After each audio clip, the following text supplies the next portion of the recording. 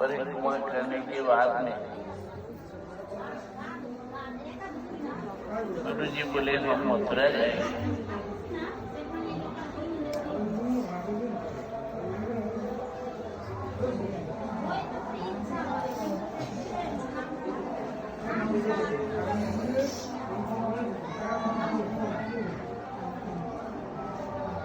और मथुरा में रह करके वहीं से प्रचार करेंगे।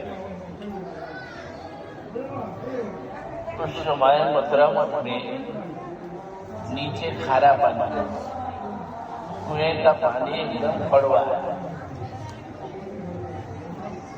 तो मैं 1 महीना बाद में गया गर्मी के समय, देखा पानी खारी और कोई चावल नहीं है।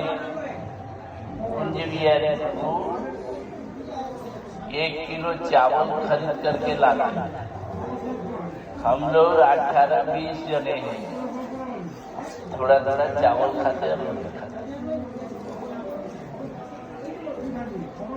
और एक राज बिहारी प्रभु थे, बड़े बड़े बाबा,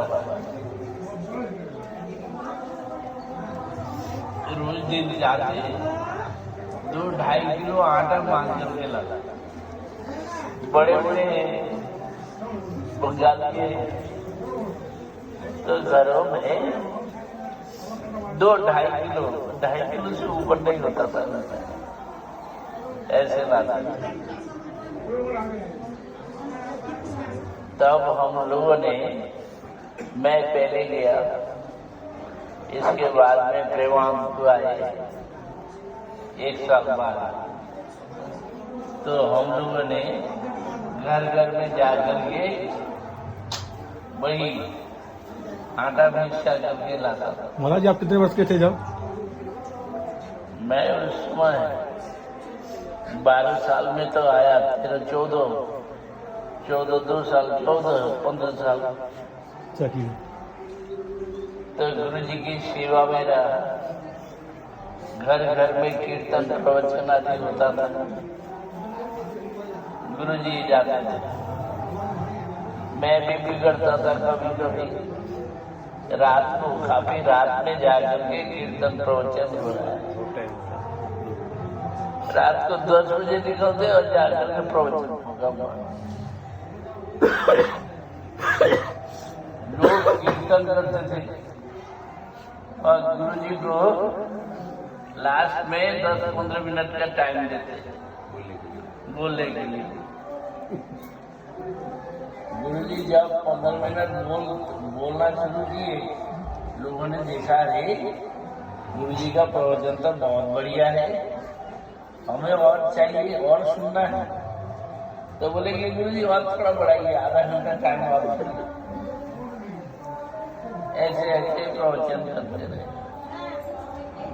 तब से मथुरा मठ में प्रचार प्रसार शुरू हुआ। तो हम लोगों के बचपन की जिंदगी मथुरा में गई। मथुरा ही हम लोग के घर, वहीं पर पढ़ना लिखना, माधव चतुर्वेद में पढ़ने जाया करता था और गुरु जी पढ़ाते थे, है ना। तो ये मथुरा है। तो हम लोगों के जिंदगी में, जीवन में बचपन के साथी बनकर के, तो आज तक भी हम लोग मथुरा छोड़ करके कोई नहीं जाते, वहीं रहते। भले ही बड़ा बड़ा मंदिर बनाना और अच्छे अच्छे स्थान है, फिर भी हम लोग मथुरा में रहते हैं और आप लोगों के साथ सदैव जुड़े रहते। तो ये गोधाम, गुरु जी कहते थे गोधाम में आना अवश्य है। जीवन की यात्रा में प्रति वर्ष कम से कम एक बार टूर लग जाए, घूम करके आ जाए। गुरुजी कहते थे, नवोद्यम में आए बिना, गौर रस में डूबे बिना राधा कृष्ण के भक्ति रस को कोई समझ नहीं सकता। चाहे कितने संप्रदाय और कितने बड़े बड़े विद्वान और रसिक भक्त क्यों न हों, गौरांग महाप्रभु के इस भक्ति रस में डूबे बिना हृदय पिघल नहीं सकता।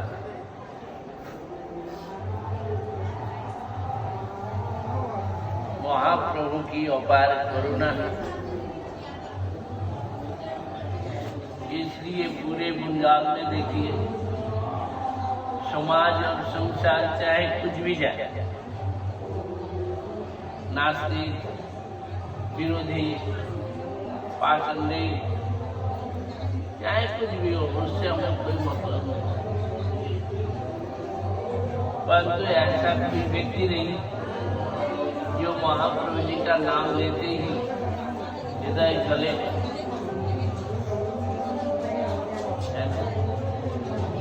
काली माता को भले ही पूजा करे, कुछ भी करे, परंतु महाप्रभु जी के भक्ति रस में सराबोर होते हैं। गौर प्रेम रसायन से तरंगे देवा डूबे, श्री राधा माधव अंतरंग, है ना, कि महाप्रभु जी के प्रेम रस समुद्र में जो कोई डूबते हैं वही राधा माधव के प्रिय अंतरंग बनते हैं। इसलिए महाप्रभु की कृपा लिए बिना राधा भक्ति रस में डूबना सहज है, और जो जितने हैं सब दूसरे तरफ से भटक जाते हैं, छिटक जाते हैं। इसलिए गुरु जी को बड़ा प्रेम रहा है। अंतिम समय में गुरु जी ने ये बात कही, मुझे भी उन्होंने कहा, विश्व में कहीं भी जाओ, कुछ भी करूं, न तो बंगाल को भूलना है, न नवद्वीप धाम को। यहाँ पर आए बिना कृष्ण भक्ति रस में शराबुर नहीं हो सकता। अतः कृष्ण भक्ति रस में डूबना है, गौर भूमि को आश्रय। बंगाल के घर घर में हम लोग जाते हैं,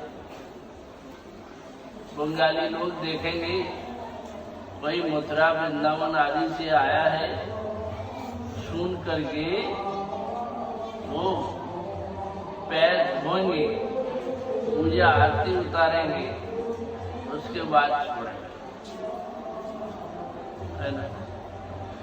अपने बालों से महिलाएं पैरों को पोछेंगे,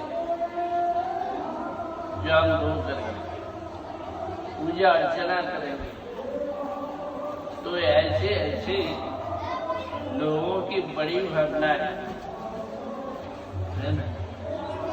यहाँ बंगाल के गांव में जाइए, कहीं भी जाए, हर तरह की सब्जियां, खाने पीने को कोई चीज की कमी नहीं, फल फूल के पेड़ सभी जगह मिलेंगे, और पशु पंछी आदि सब चीज अद्भुत है ना। और 30 डिग्री से ऊपर नहीं जाएगा कभी, गर्मी ही 30 डिग्री से ऊपर नहीं जाता, हमेशा खुश आती है। हरियाली और बसंत के कोयल से गूंज रहा है। तो इसलिए बंगाल देखने में चाहे कुछ भी हो, पर स्थान मनोरम है ना, इसलिए लोग इधर को रहते हैं, बंगाल को छोड़कर नहीं जाते। रसिकता में, भक्ति में, भावना में, सेवा में, प्रेम में की कृपा बरस रही है। हाँ, तो ये महाप्रभु जी की कृपा करुणा है ना। इस धाम में अवश्य आना है और जितना दिन जिए महाप्रभु जी की भक्ति रस को सुनना है।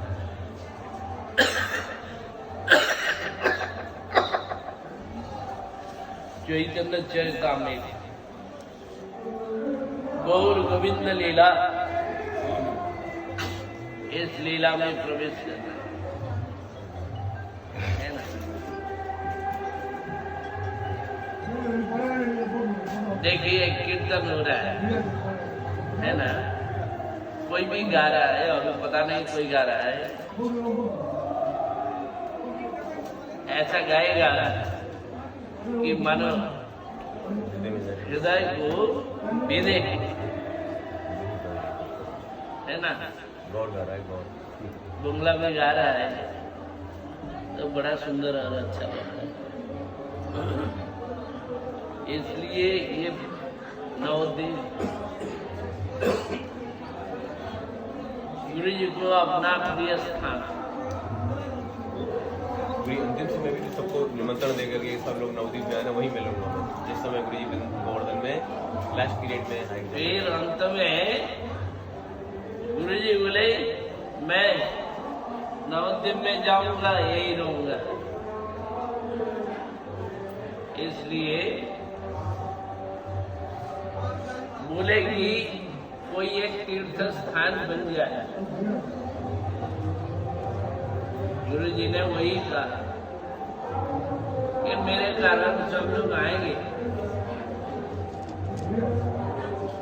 और आज इतने लोग आ रहे हैं, आप देखेंगे क्या हाल हो रहा है। प्रसाद में भी भाई कोई शिफ्ट में प्रसाद दिया जा रहा है, एक साथ नहीं हो पा रहा है ना। एक मंदिर बंगाल ने मुझे बुलाया, अपना मंदिर अपने नाम, बोले कि भाई प्रोग्राम हम कर रहे हैं, आइए। हम गए, बड़ी बड़ी भट्टियां लगी, बड़ी बड़ी भट्टियां लगी। जाकर के मैंने चूल्हा गिना, 22 चूल्हा जल रहा था। रात को 12 बजे से प्रसाद बन रहा है। क्या बन रहा है? खिचड़ी बन रहा है, खीर बना रहा है।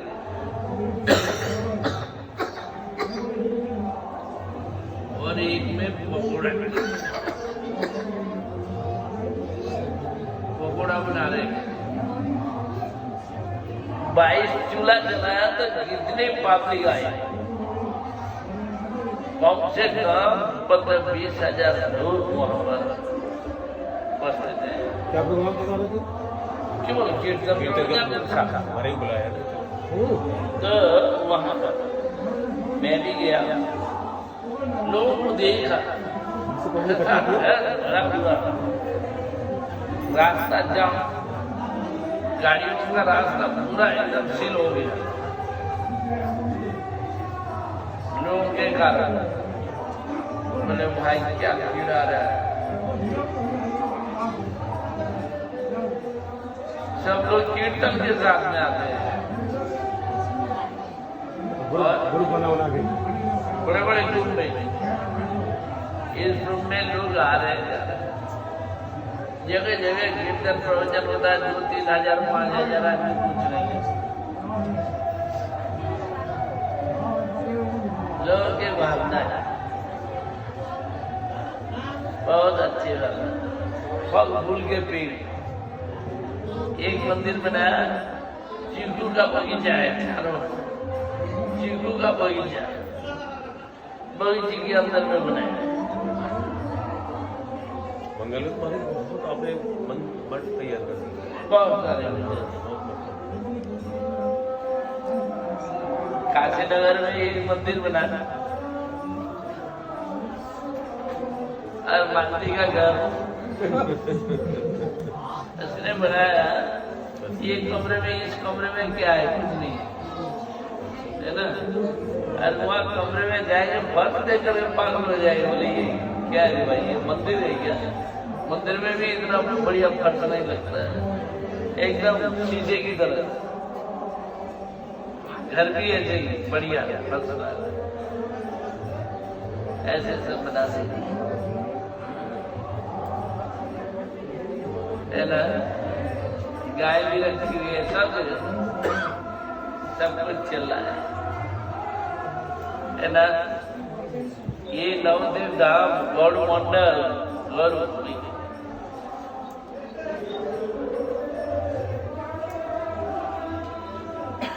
इसलिए गुरु जी इधर आकर बंगला शब्द के साथ प्रेम भाव, और गुरु जी इसका अनुशीलन करते थे। चैतन्य चैतामृत ग्रंथ है ना, तो ये वाली बात है। ठीक है, बाहर में बहुत लोग खड़े हैं, हाँ चलो फिर मिलेंगे। अभी बाहर, मैं भी बाहर निकलूंगा। और टाइम दे दिया आपने। नहीं नहीं, ये बहुत